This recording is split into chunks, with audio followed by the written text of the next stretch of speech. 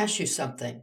Have you ever walked out of a meeting thinking, why didn't anyone state the obvious problem? Or maybe this sounds more familiar. We just talked for an hour and nothing actually changed. Most leaders assume that the problem is people. They think that the team needs more direction, more accountability, and more rules. After working with hundreds of leaders, we have discovered something surprising. Most teams do not struggle because of people, lack of intelligence, or effort.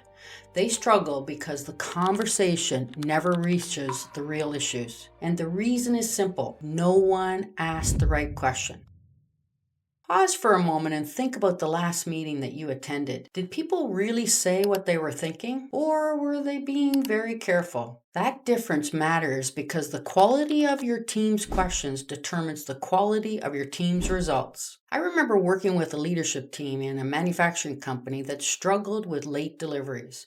Every week, the same conversation happened. Who made the mistake? Why wasn't the process followed? What new rule do we need to put in place? They were trying to fix the issue by tightening up control, but nothing improved. One day, a supervisor tried something different. Instead of asking who was responsible, he asked the room, what is the one problem no one is talking about right now? The room went completely quiet. People looked around at each other. Finally, someone spoke up and said, honestly, the schedule changes almost every day. The process that we're supposed to follow never matches reality. Suddenly, the conversation changed. The problem was not people. The problem was instability in the planning system. One simple question unlocked that truth. That's the power of asking better questions. When leaders feel pressure, the instinct is to jump to the answers. But the strongest teams do not rely on one person's answers. They rely on shared thinking. At Soaring Leadership, we encourage leaders to shift from directives to dialogue. Instead of solving everything themselves, they create conversations where the team can think together. One of the simplest tools to do this is a round table discussion. Now, before you picture something complicated, it is actually very simple. A round table is just a structured conversation where everyone has an opportunity to think out loud together. And it starts with an important step, clarity. Before the meeting begins, the leader asks themselves one question. What outcome do we want by the end of this discussion? Maybe the team needs to solve a reoccurring issue. Maybe they need to improve communication. Maybe they simply need to reconnect with the customer's needs. When the purpose is clear, the conversation stays focused. Then comes something equally important, psychological safety.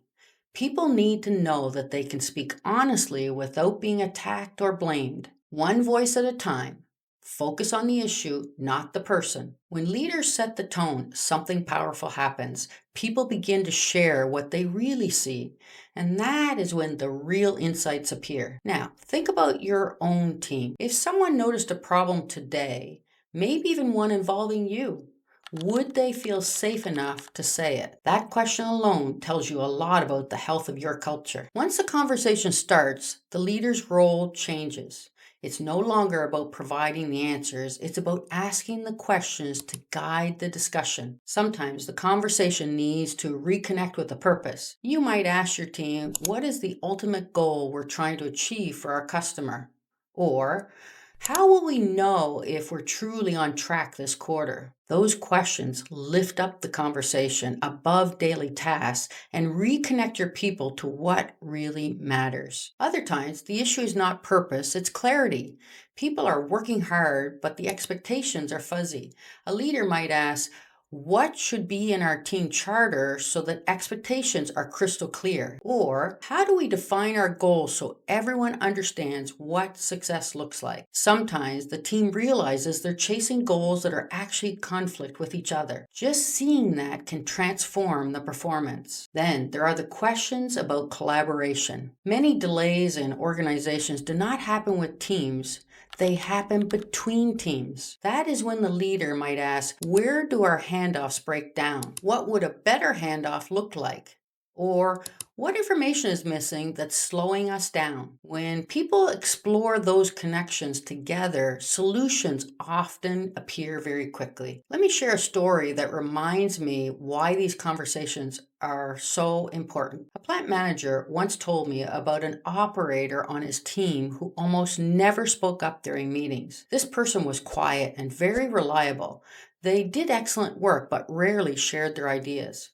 One day, during a roundtable discussion, the manager asked a simple question. What is one small thing slowing your work down each and every day? The operator hesitated and then finally spoke. He explained that a machine adjustment required walking across the plant to get the tools from the maintenance shop. It took about 3 minutes each time. That did not sound like much, but he had to do it 10 times over the shift. The team quickly realized something. That single issue was costing over an hour of production every day because likely the next operator was doing the same thing on their shift. After that comment, they decided to purchase the tools specifically for the operator and put them at his station right there on the line. Problem solved. But the manager said something interesting afterwards. He said the biggest lesson was not the efficiency gain. The biggest lesson was realizing that for months the solution was already in this room. They just had not asked the right question that allowed someone to speak up. How many solutions are sitting quietly inside your team right now, waiting for the right question? Once trust grows in a team, leaders can ask the deeper questions, the ones that uncover what's really happening. Questions like, what is the one problem no one is talking about? What is the real work we need to do together as the team? What need is not being met right now? Or what help are we not getting from this team? These are not easy conversations, but they are conversations that create real progress. There are a few habits that keep these discussions productive. Start with curiosity. Ask before you advise. Encourage evidence rather than opinion. Real examples. Ask for data, customer stories, and commit to one action. Small experiments often produce more progress than big promises. And most importantly, follow up. When leaders revisit commitments in the next meeting, trust begins to grow. People see that these conversations will lead somewhere. Empowering teams do not start with bigger policies or tighter control.